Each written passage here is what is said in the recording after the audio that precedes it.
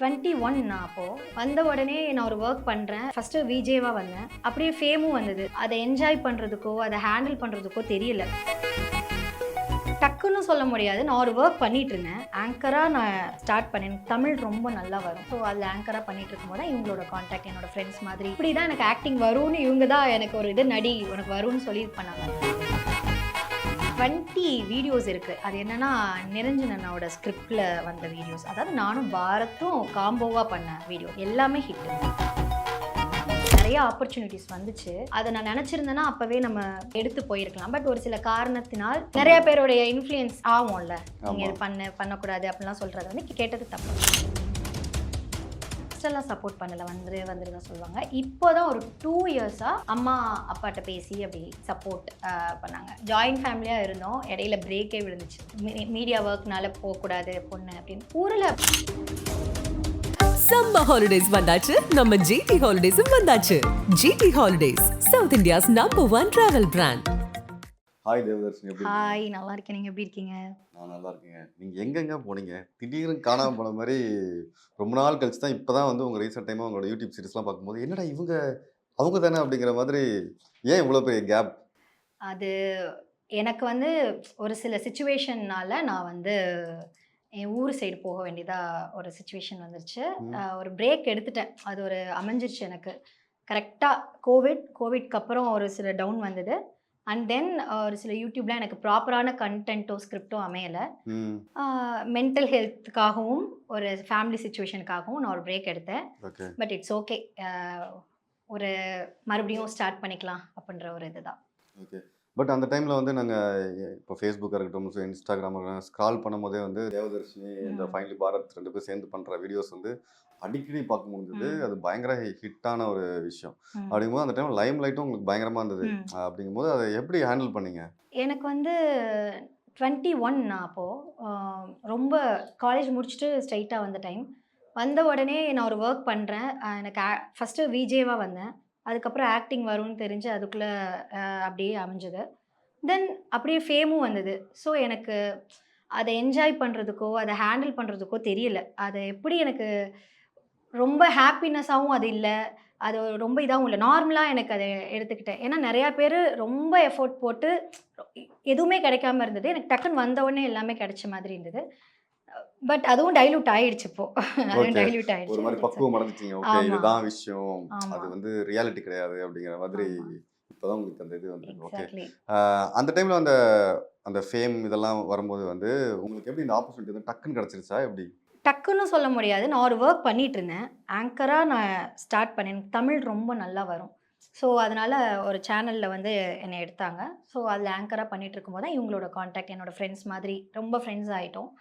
ஒரு channel start பண்ணோம். அப்படி தான் எனக்கு ஆக்டிங் வரும்னு இவங்க தான் எனக்கு ஒரு இது நடி உனக்கு வரும்னு சொல்லி இது பண்ணாங்க. ஸோ அது நம்மளுக்கு வருது, ஏன் நம்ம அது பண்ணக்கூடாதுன்னு சொல்லிட்டு கண்டினியூஸாக பண்ணதான். கன்ஃபார்மாக வீட்டில் ஆக்டிங்க்கெலாம் ஒத்துக்கல.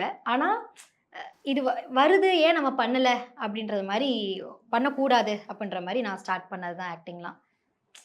அப்படியே போயிடுச்சு. ஆமாம், அதே மாதிரி எல்லாத்துக்கும் ஒரு கேள்வி இருக்குல்ல. இப்போ ஃபைனலில் வந்து நீங்கள் ஒரு டீமாக இருந்தீங்க, நீங்கள் மட்டும் நிறையா ஆர்டிஸ்ட்லாம் ஒன்றா பயந்து பண்ணும்போது இருந்தது. இப்போ எல்லாமே தனித்தனி சேனல், தனித்தனி இது ஒரு ஸ்ப்ளிட் ஆகி போயிட்டு எல்லாருமே தனித்தனியாக போன மாதிரி இருக்குல்ல. ஸோ இது எப்படி நடந்தது? எல்லாருமே கண்டினியூஸாக யாருமே வந்து ட்ராவல் பண்ண முடியாது. அதுதான் ரியாலிட்டி. ஒரு ஸ்டேஜில் எல்லாருமே ஒரு ஒர்க் தாண்டி நம்மளுடைய பர்சனல் க்ரோத்துக்காக எல்லாருமே வெளியில் வந்து தான் ஆகணும். அப்படி தான் எல்லாருமே போனோம். ஆளாளுக்கு ஒரு ஒர்க் பண்ணிகிட்ருக்கோம். ஒரு ஸ்ட்ரகிள்ஸ் இருந்தாலும் அது நம்மளுடைய ஒர்க் தான், நம்மளோட லைஃப். ஸோ அதை நம்ம பார்த்து தான் போய் ஆகணும். வேறு எதுவும் பண்ண முடியாது. யாரு கூட ரொம்ப நாள் ட்ராவலும் பண்ணுறது வந்து பாசிபிலிட்டியான்னு எனக்கு தெரியல. இப்போ உங்களோட நட்பெல்லாம் எப்படி இருக்குது? இந்த பழைய டீம் எல்லாம் பேசிக்கிறீங்களா? Yes, once in a blue moon நடக்கும். எப்பயாவது எப்படி இருக்க, நல்லா இருக்கியா, அது மாதிரி. எல்லாருக்கும் அவங்கவுங்க ஒர்க்கில் பிஸியாக இருப்பாங்க. மூவிக்குள்ளே போயிட்டாங்க, ஒரு சேனல் ஸ்டார்ட் பண்ணிட்டாங்க, ஒருத்தவங்களுக்கு மேரேஜ் ஆயிடுச்சு. அது மாதிரி எல்லாரும் ஒவ்வொரு இதை பார்த்துட்டு இருக்காங்க. ஸோ என்னைக்காவது ஒரு நாள் பார்த்தா நல்லா இருக்கியா. இந்த ஃபைனல் அந்த ஸ்கிரிப்ட், இந்த ஸ்பூஃப், இந்த மாதிரி விஷயங்கள்லாம் வரும்போது அந்த டைமில் ரொம்ப எல்லாரும் என்ஜாய் பண்ணி பார்த்த ஒரு விஷயம். அந்த ஸ்கிரிப்டெல்லாம் நீங்களும் தனியாக பண்ணியிருக்கீங்களா? அந்த மாதிரி ஸ்கிரிப்ட் வெறும் ஆக்டிங் மட்டும் தானா, இல்லை அந்த டைமில் ஸ்கிரிப்ட் இந்த மாதிரி விஷயங்கள்லாம் பண்ணியிருக்கீங்களா? ட்ரை பண்ணியிருக்கேன். ஆனா ரொம்ப நல்லா வரல. அதனால நம்மளுக்கு எது வருதோ அத மட்டும் பண்ணுவோன்ட்டு விட்டேன். ஓகே. ஃபுல் அண்ட் ஃபுல் டைரக்டரோடைய ஸ்கிரிப்ட்ல தான் போயிட்டு இருந்தது. ஓகே. நான் வந்து இன்புட் குடுப்பேன். ஒரு ஆர்டிஸ்ட்டா இது இப்படி பண்ணலாங்கிறது வந்து எல்லாருக்குமே உள்ளது. அது எல்லாருமே பண்றது தான். பெரிய ஸ்பெஷல் டேலண்ட்லாம் கிடையாது. அந்த மாதிரி ஸ்கிரிப்ட் அப்படின்னா, அதுல என்னோட பார்ட் இருக்கும். சின்ன பார்ட் இருக்கும். ஓகே. மத்தபடி ரொம்பலாம் எனக்கு ரொம்ப டேலண்ட் வேணும். அந்த ஆக்ட் பண்ற விதம் இதெல்லாமே வந்து ஒரு உங்க ரியல் கேரக்டரா? இல்ல அது நடிக்கும்போது அத நீங்க எமோட் பண்ற விதமா அது? அந்த கேரக்டர் இப்போ எப்படின்னா, ஒரு ஸ்கிரிப்ட் இருக்குன்னா, அதுல நான் எப்படி இருப்பேங்கிறது அப்படிதான் இருக்கும். நான் அது பண்ணா எப்படி பண்ணுவேன் அப்படின்றது தான் என்னுடைய பேட்டர்ன். ம். இல்ல எனக்கு இந்த கேரக்டருக்கு இப்படிலாம் வேணும் அப்படின்னு டைரக்டர் கேட்டாங்கன்னா, அத அப்படி பண்ணி குடுக்குறது. அப்படிதான். ஓகே. அந்த டைம்ல வந்து உங்களுக்கு எந்த ஒரு வீடியோ வந்து பயங்கரமா ரீச் குடுத்து உங்கள ரெகக்னைஸ் பண்ண வீடியோனா, என்ன வீடியோ சொல்லுவீங்க? ஒரு 20 வீடியோஸ் இருக்கு. அது என்னன்னா, நிரஞ்சன் அண்ணாவோட ஸ்கிரிப்ட்ல வந்த வீடியோஸ். அதாவது நானும் பாரத்தும் காம்போவா பண்ண வீடியோஸ். எல்லாமே ஹிட். அதாவது ஓகே. ஒரு வீடியோ, 2 வீடியோன்னு இல்லாம மொத்தமாவே ஹிட் ஆச்சு அது. அது ஒரு ஒரு எல்லாருமே பண்ற மாதிரி பண்ணாம, ஒரு யூனிக்கா பண்ணது வந்து எனக்கு ரொம்ப நல்ல ரெகக்னிஷன் கிடைச்சுச்சு. அதுதான் ஒரு பெஸ்ட் பார்ட்டா பார்க்குறேன் நான். So okay. நான் பண்ண வீடியோஸ் எல்லாமே காட்ஸ் கிரேஸ்ல ஹிட் ஆயிடுச்சு. So okay. அந்த டைம்ல உங்களுக்கு ஆப்பர்ச்சுனிட்டீஸ் வந்து இப்ப நீங்க லைம்லைட் இருக்கும்போது டக்குனு ஆப்பர்ச்சுனிட்டிஸ்லாம் வீடு தேடி வர மாரி டக்கு டக்குன்னு இன்பாக்ஸ்ல ஆமா, ஷார்ட் ஃபிலிம், வெப் ம், சீரிஸ், சீரியல், மூவிஸ் இந்த மாரி ஆப்பர்ச்சுனிட்டி ஆமா. அதெல்லாம் நீங்க ஏதாவது எக்ஸ்ப்ளோர் பண்ணீங்களா? எக்ஸ்ப்ளோர் பண்ணாம விட்டது தான் என்னோட மிஸ்டேக். அத ரியலைஸ் பண்றேன். ஆனா, என்னைக்குமே நம்மளுக்கு என்ன தோணுதோ அத மட்டும் தான் செய்யணும். அதுலருந்து தான் கத்துக்கிட்டேன். நெறைய ஆப்பர்ச்சுனிட்டீஸ் வந்துச்சு. அத நான் நெனச்சிருந்தேன்னா, அப்பவே நம்ம எடுத்து போயிருக்கலாம். பட் ஒரு சில காரணத்தினால், அ பண்ண நெறைய முடியல. பேருடைய இன்ஃப்ளூயன்ஸ் ஆவும்ல. நீங்க ஆமா. இது பண்ணு, பண்ணக்கூடாது அப்டிலாம் சொல்றது வந்து கேட்டது தப்பு. அந்த ஸ்டேஜ்ல எனக்கு அந்த அளவுக்கு கைட் பண்ற கரெக்ட்டான ஒரு கைட் பெர்சன் இல்ல. பண்றதுக்குள்ள எனக்கு அனுபவம் இல்ல. இப்ப இருக்கிற ம். மனநிலையும், பக்குவமும் அந்த ஸ்டேஜ்ல எனக்கு இல்ல. ஓகே. ஸோ ரொம்ப தப்பா முடிஞ்சது. It's okay. அ அதனால தான் நான் இப்போ ஒரு ஸ்டேஜ்ல ஒரு தெளிவு எனக்கு கிடைச்சிருக்கு. அப்ப ஓகே. நான் பண்ண தப்புனால தான். ம். So I won't regret for that. இப்போ இந்த இப்போ உங்களோட எப்படி இந்த ஒரு மீடியா பயணம் வந்து ஆரம்பிச்சது? எங்க ஒரு ஸ்பார்க் ஆனுச்சு நமக்கு வந்து ஆக்ட் பண்ணணும், மீடியால வரணும், ஒரு ஆங்கர் பண்ணணும் அப்படிங்கிற எந்த ஒரு விஷயம் வந்து எப்போ ஸ்பார்க் ஆனுச்சு? நான் ஃப்ரெண்ட்ஸ் கூட ட்ராவல் பண்றேன்னா, இருக்கேன் அப்டின்னா, அவங்க வந்து நான் இப்ப யாரையாவது இமிட்டேட் பண்ணி காட்டுவேன். நான் ஏதாவது ஒண்ணு பண்றேன்னா. இப்போ நம்ம ஃப்ரெண்ட்ஸ் தானே நம்மள ஏத்தி விடுவாங்க. "ஏய் சூப்பரா பண்ற. நீ இதுக்குள்ள போ, அதுக்குள்ள போன்னு" சும்மா விளையாட்டா ஆரம்பிச்சது தான். தென் நல்லா நெறையா பேச ஆரம்பிச்சதுனால, "நீ நல்லா பேசுற, நீ போன்னு" சும்மா ஃப்ரெண்ட்ஸா சொல்றது. காலேஜ் படிக்கிறப்போ 2ண்ட் இயர்ல ஒரு இன்டர்வியூ மாரி ஒண்ணு அட்டெண்ட் பண்றேன். ஒரு சேனலுக்கு. போனா ஃபுல் அண்ட் ஃபுல் தமிழ்ல. ஒரு வார்த்தை மாறாம எல்லாமே தமிழ்ல தான் பேசணும். அப்படி பேசினதுல நான் செலக்ட் ஆயிட்டேன். ஓகே. அப்படியே அந்த 2ண்ட் இயர்ல நம்ம செலக்ட் ஆயிட்டு வந்து நம்ம தான் இந்த படிப்பு எதுக்கு நமக்கு? நம்ம அதுக்கு தான் வேலை கிடைச்சிருச்சே. படிக்கிறப்ப யாருக்கு கிடைக்குங்கிற அளவுக்கு இதாயிட்டேன்.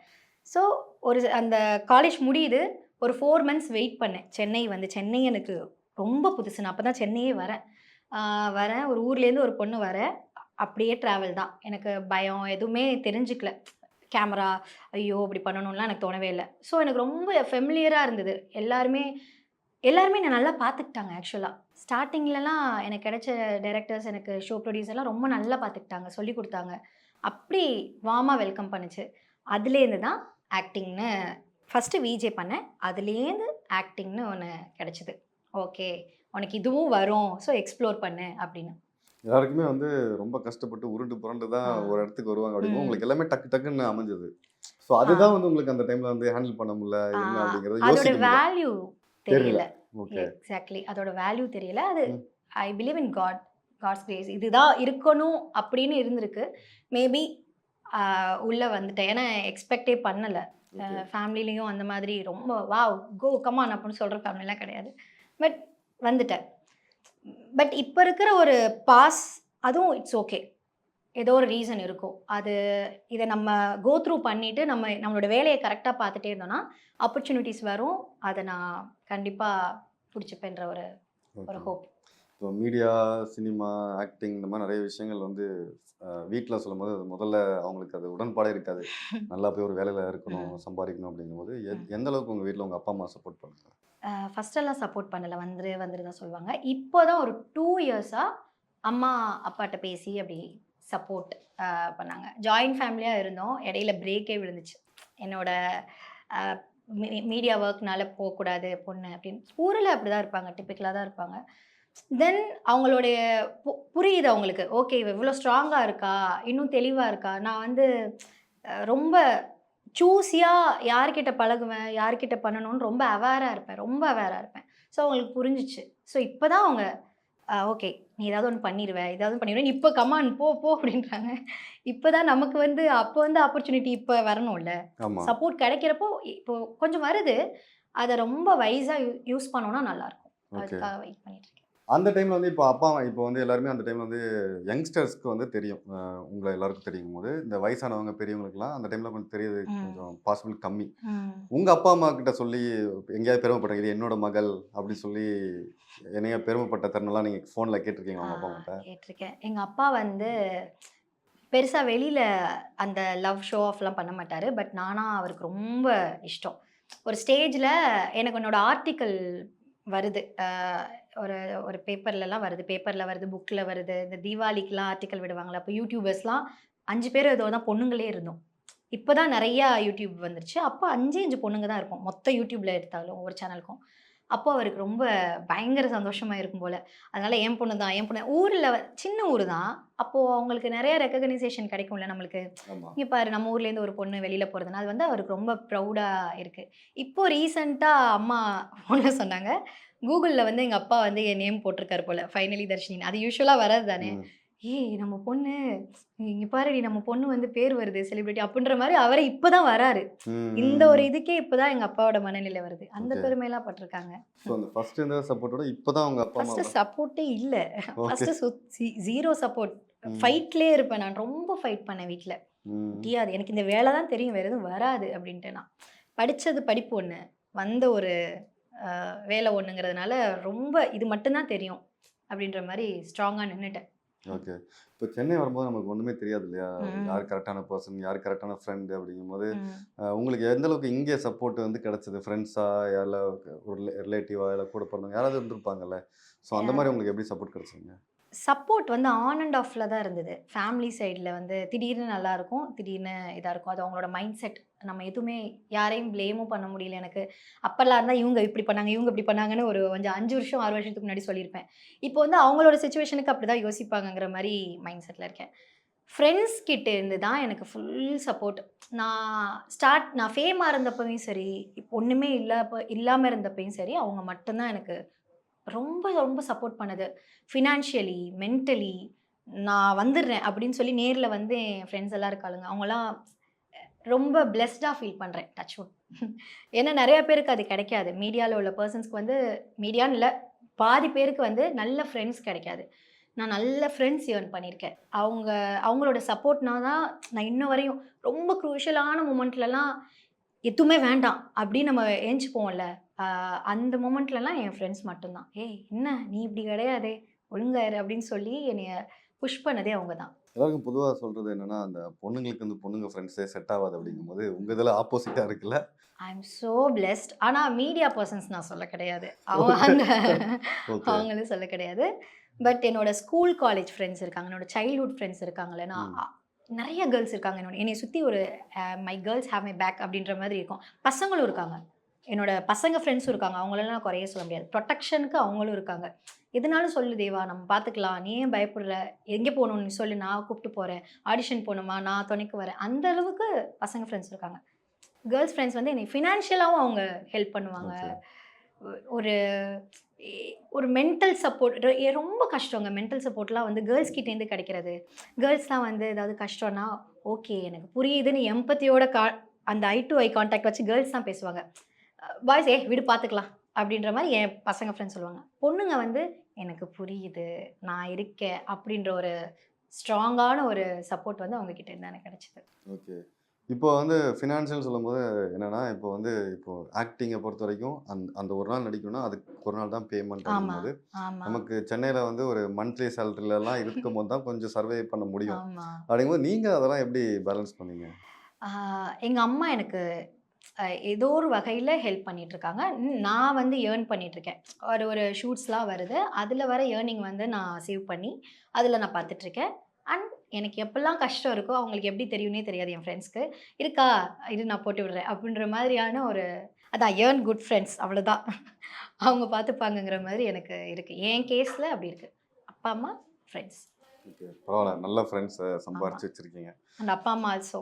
ஓகே, ஃபர்ஸ்ட்டு ஃபைனலி அப்படிங்கிற டீம் வந்து பயங்கரமான வளர்ச்சி இருந்தது. இப்போ வந்து எகைன் ரொம்ப கேப்புக்கு அப்புறம் வந்து ரீஸ்டார்ட் பண்ணுற மாதிரி இப்போ ஒரு சேனலில் ஆமா, வந்து ஆமா. உங்களோட வீடியோஸ் பார்க்க முடியுது. இப்போ இந்த டீம் எப்படி இருக்கு?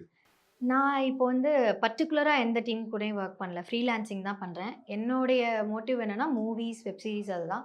அதுக்கு இது ஒரு போர்ட்ஃபோலியோ மாரி எனக்கு நல்ல கன்டென்ட் கிடைக்கிறதுனால கிடைச்சிச்சுன்னா நான் பண்ணிட்டுருக்கேன். அந்த மாதிரி சில இது இன்கம்காகவும் பண்ணுறேன். சில இது வந்து நல்ல கன்டென்ட் கிடைக்குதா அப்படின்னு பார்த்து பார்த்து எந்த டீமாக இருந்தாலும் பரவாயில்ல, எந்த சேனலில் சப்ஸ்கிரைபர்ஸே கம்மியாக இருந்தாலும் பரவாயில்ல. ஆனால் நமக்கு தேவை வந்து கன்டென்ட். ஓகே, அது நல்லா இருந்துச்சுனாலே போதும். அதுதான் ஓகே, நம்மளுக்கு போர்ட்ஃபோலியோவா இருக்கும். நாளைக்கு நீ என்ன பண்ணேன்னு கேட்டா காட்டுறதுக்கு வீடியோஸ் வேணும்ல, இன்கம்க்கும். ஓகே. திருப்பி ரீஸ்டார்ட் பண்ணிருக்கீங்க. ஸ்க்ராட்ச்ல சீக்கிரம் இருந்து அந்த மறுபடியும் ஆரம்பிங்க. பழைய இதுக்கு வந்துடுவீங்க கண்டிப்பா. Thank you. இப்போ இதை தாண்டி இப்போ வந்து நீங்க நிறைய ஆடிஷன்ஸ் வந்து பர்சனலா இப்போ நீங்க அந்த ஒரு யூடியூபரா வர்றதுக்கு முன்னாடி ஏதாவது ஒரு ஆடிஷன்ஸ்லாம் போய் அட்டெண்ட் பண்ணிருக்கீங்களா? சம்மர் ஹாலிடேஸ் வந்தாச்சு, நம்ம ஜிடி ஹாலிடேஸும் வந்தாச்சு. GT Holidays, south India's number 1 travel brand.